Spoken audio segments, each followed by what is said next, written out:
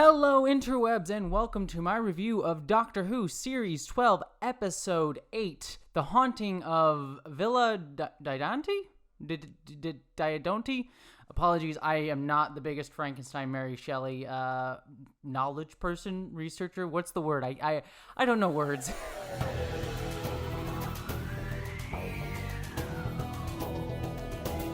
I'm really bad. Why do you listen to me, people?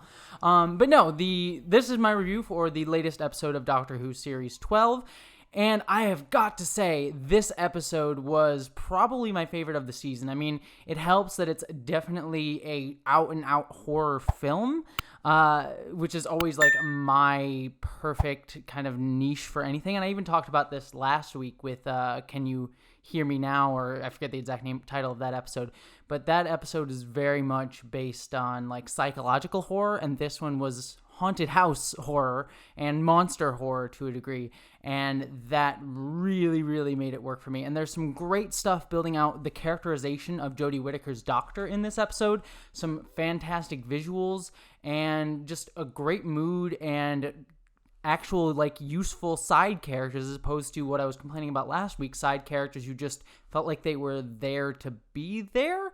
And this episode actually used them to great effect. So I am probably saying it right here, this episode is my favorite of the season so far, even more than the Fugitive of the Jadoon, which I also really quite enjoyed, but this one just felt like more of a cohesive package and really wasn't just teasing me with stuff, but was actually like solidly delivering a full encapsulated story that connected to a larger arc. So I am all about this episode of Doctor Who. I was very pleased with everything that happened in this. This one will be a 5 out of 5 in my book. So before we actually get into the nitty-gritty of my review, just my thoughts and points on Doctor Who, I'm not going to do my full plot synopsis that I do for Star Trek Picard, but I do want to give my specific thoughts. I just want to say I have a new set. I set some stuff up. I have some cool lighting stuff. I think hopefully you're hearing me better from this microphone instead of the microphone that I have over there, which makes for a little less echo, I hope.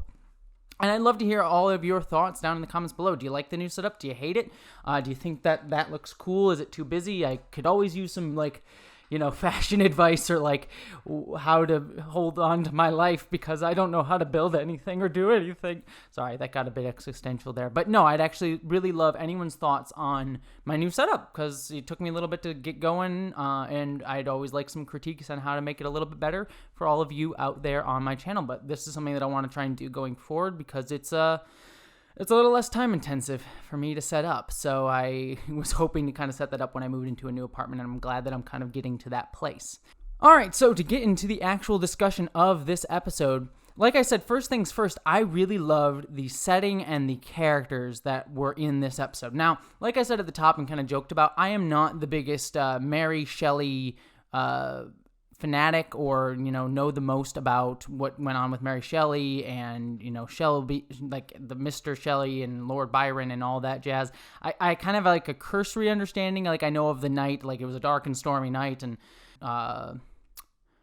bet Shelley to write the story of Frankenstein, and that's sort of what created Frankenstein. So I was aware of this moment, but didn't really know much about the history of any of these characters, of these people that actually existed. So it was really fun to dive into a lot of that in this episode and actually have the Doctor sort of come in and being like, yeah, this is going to be the biggest moment, this zenith of history. And it's just like a bunch of these young kids just screwing around, getting drunk and having fun. It was sort of cool to always see that realistic take on something that we've mythologized in so many ways, especially the birth of horror.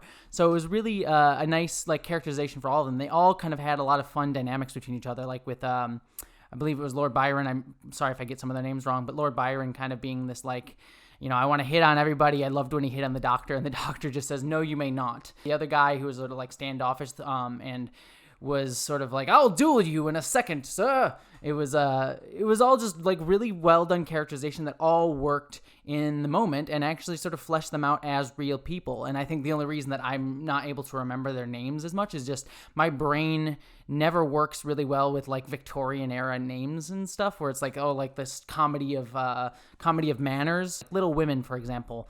I could tell you Joe was a character, and then the rest of the Little Women, I'm like, I don't remember. I loved the movie. I thought it was great, and I could tell you all the dynamics that were going on, but names just completely escape me. Anyways, that's a small diatribe about Little Women.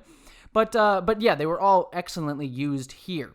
And going further into it, I really loved the mood and the visuals of this entire episode. Like, the haunted house vibe was very, very palpable here, and there was so many great visuals going on throughout it, like the hand moving on the wall, or the fact when they were looping, they would kind of like come back through the room. I loved that one shot where Graham is going down the hall and is about to go up the stairs, and you see that lady standing in the background, and then there's the lightning strike, and then she's gone, but then Graham comes back in, and you're like, oh, because I kind of expected her to disappear, but I did not expect Graham to come back around and like go back up the stairs again and get lost. Like, that was a clever, like, adding on to what I kind of already expected from the horror movie trope. So it played everything really straight, but then always added like a little bit of a twist to it, which is really clever to do, and really hard to do in a haunted house story that there's been so many of them nowadays. So I was surprised that I was surprised. So it worked very well in that respect. And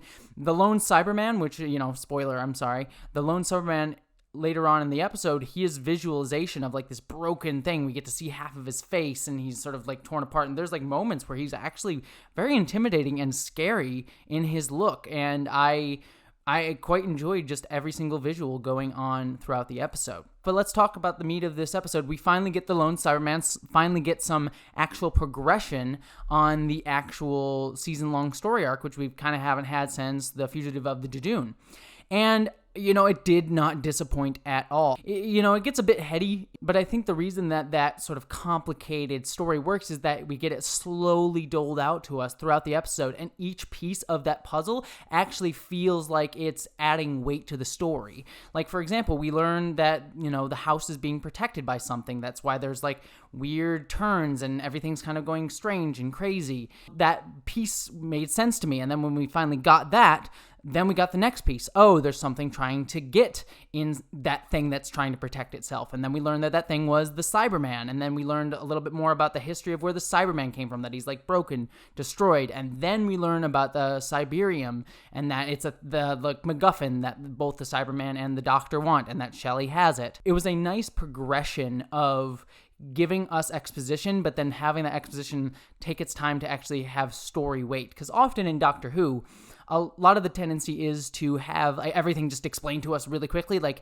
there's like 5 different pieces of the plot going on and 5 MacGuffins, and the Doctor just goes like, oh, I've got it. It's this, and this. And it's just one long straight monologue at you about all this information. And that's not just a Jodie problem. That's always a problem. I think it got to be its worst during the Matt Smith era, as much as I love Matt Smith. And here, like I said, every piece was doled out in a way that added to the tension, added to the story, and then let us have it seep in and actually hit us and actually think about it for a second before we got the next piece of information on top of that. Just phenomenal layering of a complex, timey, wibbly-wobbly plot going on. And then I really loved that it mixed that with a great character build-up for the Doctor. I loved at the end that the Doctor basically says to all of them, is like, this team structure is not flat. I need to do what I need to do, and sometimes doing what I need to do means making the hard choices. And it was a great scene because it shows the Doctor in something that we haven't really seen her in this iteration, where she's very much been a flat team structure kind of gal, where she sort of didn't always... She was definitely always the leader in every episode because she knew the most information, but she always sort of let other characters take the lead at different moments. Like Graham or Ryan or Yaz would all have moments to take charge of the entire group and have them go down the adventure. Here she's like, no, I am in charge here. I need to make this decision. This is my choice. So it makes sense for her character and the weight that she puts on her shoulders, but it also goes a lot to how the Doctor has been distancing herself from her companions this entire season. Like, further and further, the Doctor has felt more and more distanced from all of her companions. We saw that like last episode where with Graham, she couldn't talk to him as easily. And yes, that was her opening up about the fact that she couldn't open up, but it still like showed her isolation. And so many times we've seen this season that she wants to be there with everybody. She wants to have this family, but she just feels such a gulf between all of them, even though they are trying to let her in. And I like that this sort of heightens that and makes that very palpable in a very story-driven way. So such a phenomenal job by Jodie in that scene, and the writers for sort of giving us a story that pulls that piece of her character out, that isolation that she has. And it's really giving me a sense of this character of the Doctor. She's someone who wants to have a family. She wants to have a large group of people around her, but just feels so isolated. And it's sort of like a catch-22 going on within her character. I think is really giving us a good read on who she is. And the final piece that I want to talk about is just I really enjoyed that she makes the choice to save Shelly at the end. That, she knows that giving the Cyberman the Cyberium will lead to basically a ton of people dying in the future. And she decides anyways to give it to him because it would mean, number one, Shelly would die right there in the moment, and then the future would be changed. But even more importantly, and I think that it's stated but not overstated, which I really kind of liked, but if she didn't give the Cyberman the Cyberium, she would lose her family. She would lose Graham, Ryan, and Yaz. I think that's actually the reason that she did it, even though it's not explicitly stated in that moment. She didn't want to lose them. As much as she isolates herself, as much as she pushes them away, she does not want to lose them. It would be devastating for her to lose these three people who have come so much to mean so much to her.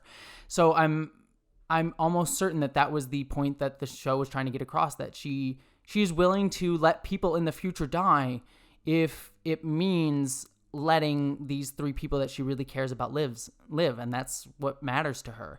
And she's going to try and fix the mistake that she made, and she's going to try and the next 2 episodes I'm sure are going to be dealing with the fallout of this choice. But I really like that choice was rooted in the characterization of Jodie that we've been getting these past few episodes. So it's just really fleshing her out finally. I mean, I really loved this Doctor from the moment she stepped out. I love Jodie's take on her, but there hasn't been a ton of characterization until this season, and especially this latter half of the season.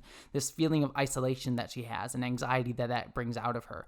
I just think it's phenomenal and phenomenally written and phenomenally done. So fantastic job on all fronts. This episode works as its own standalone. It has some fun, cool, crazy, wibbly-wobbly, timey-wimey ideas. It ties into the larger story arc very, very well of like the Lone Cyberman and the things that we're doing there, but also then roots it in giving us some great character beats and moments as well. Just fantastic and easily one of the best, if not the best, episode of Jodie Whittaker's run so far on Doctor Who. So I absolutely loved it.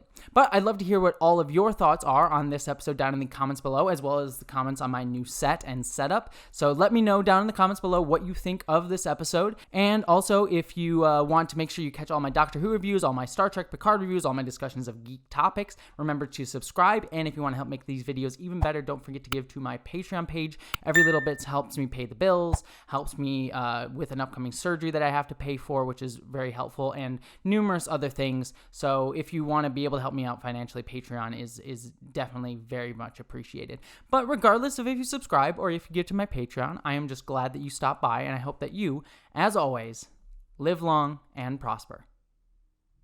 And special thanks to my commander level and above Patreons: Stefan Schuhart, BBD, Boyd and Mary Beth Earl, Michael McGee, Lal Lindley, Wellington Marcus, Munir Amlani, Mari Neckar, and Marika Kuyechin.